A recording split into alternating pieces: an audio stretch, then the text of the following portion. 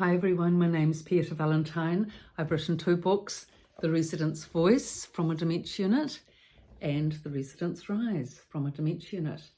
Now today's session is on relatives' enthusiasm in a dementia unit. The previous 2 videos were on residents' enthusiasm, one in terms of participation in the unit and the other in terms of leadership in the group, in the unit. But this enthusiasm is about the actual relatives coming in to the dementia unit. Right, now enthusiasm is such a valuable commodity and energy, to keep us moving, to get us going. Everything's a breeze when you're enthusiastic, and it's not like we're enthusiastic all the time, but when we are enthusiastic, it has such a generating force, especially needed in a dementia facility when so many people are often depressed and down, and that enthusiasm can just, lift them up quite remarkably. Okay, now in terms of enthusiasm for relatives coming into a dementia unit, the big thing is to keep the support going. Main thing. Because so often what happens is that relatives come in initially, they're enthusiastic, they're gung-ho, they get the room set up, they visit regularly even for the first 2-3 weeks, and then down. Participation completely falls away and you don't see them. For whatever reason, you never know half the time why they've left, why they've stopped visiting. Well, one reason may well be that they've got no energy or enthusiasm for it, or whatever the other reasons are, I don't know. But the main thing is that you keep the energy up to continue supporting the relative or the friend and keep coming to the unit. Yes, that's the big thing. Okay, now within that framework of continual, let's assume that you're a continually supportive relative or friend. Within the framework of enthusiasm, it helps a lot because, well, firstly, physical energy. It takes physical energy to be able to help a person with dementia.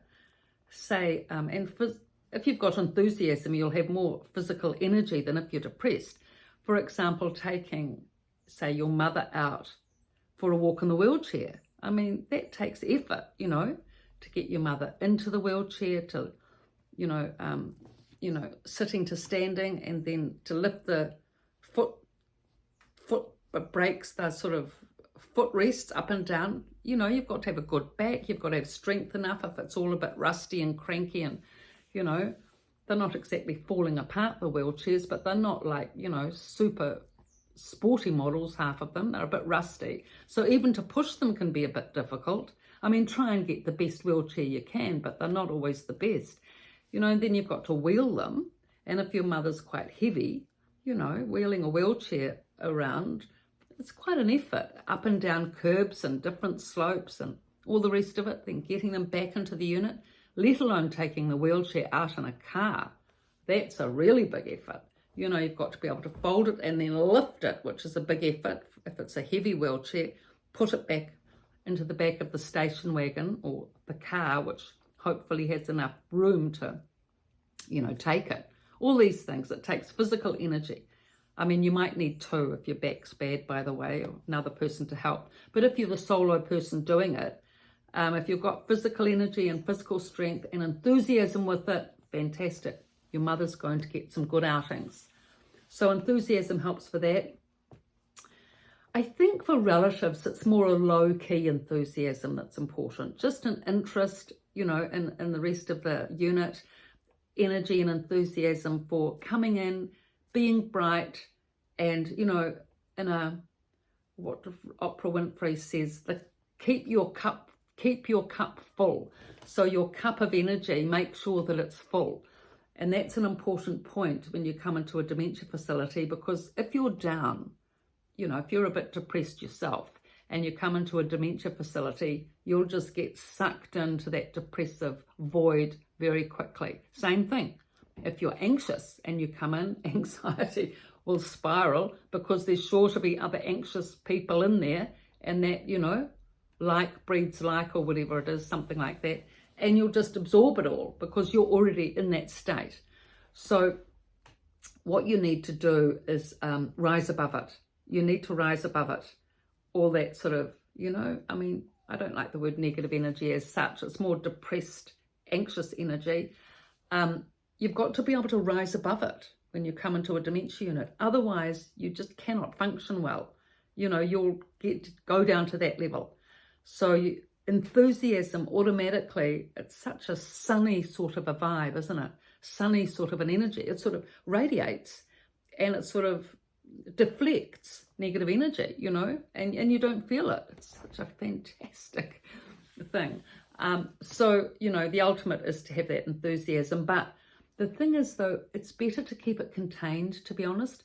Contain it and use it. Use it for taking your mother out for a walk. Use it for joining in the activities with your mother, for having meals with your mother, for doing activities like, you know, all those activity that we've talked about, like, for example, a jigsaw puzzle. If you've found a jigsaw puzzle that your mother likes, sit down, do that. If there's, say, a nice one of your country, like New Zealand, we all love the New Zealand map. It's such a beautiful looking country, and all those interesting, you know, towns along the coast.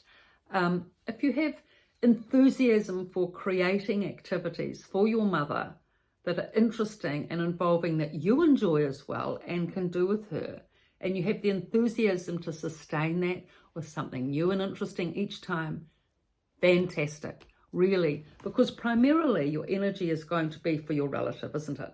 And if you can sustain interesting, enjoyable activities with them that you're engaged in and enthusiastic with, no matter what the activity actually, but use your creativity with it so it's not the same thing each time.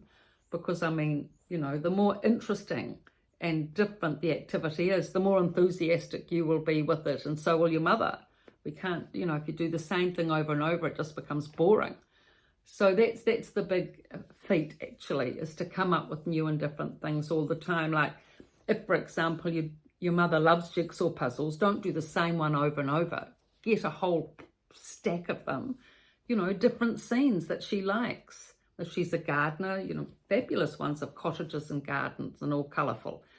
So from there, what happens is, as you're interested and involved in that activity, you know, layer in other activities. Like, you can, you know, bring in muffins one day, you know, and a cappuccino if she likes it, or make a cup of tea and sit down and have a cup of tea and a muffin and, you know, jigsaw puzzle at the same time. Better still, bake a batch of muffins. Oh yes, everyone loves muffins, smells the new baked cooking. And then, of course, you've got not half the unit, but you'll definitely have other residents coming in and wanting to join in, which is good. Enthusiasm just ripples out with the activity, then with positive socialization, other people sitting down and being interested, engaging in the community, you know, and that's what it's about. And that's how your mother will get to know other people easily, because you're there, you're engaging with them enthusiastically and positively, and she can make friends on the spot rather than her sort of, you know, having to drive it all the time, which can be a bit difficult in a dementia unit when a lot of people are very flat. So if you can drive the conversation, then that will help your mother, you know, link into that and make friends more easily. Because it does take time to make friends, and it does take time to know who you're going to link in with. And the more that you can generate that conversational dialogue with other people around an activity and a little afternoon or morning tea, perfect way of doing it. So this is the way, the more low-key but sustained support, low-key enthusiasm and sustained support, sustain the energy, long-term is the way to go. So thank you for your support and likes and hearts and all this marvelous, wonderful stuff out there that you're, you know, helping this platform with, so that we can get the word out there and help these wonderful, beautiful residents, and, you know, the support and the voice and everything else that they need. Thank you.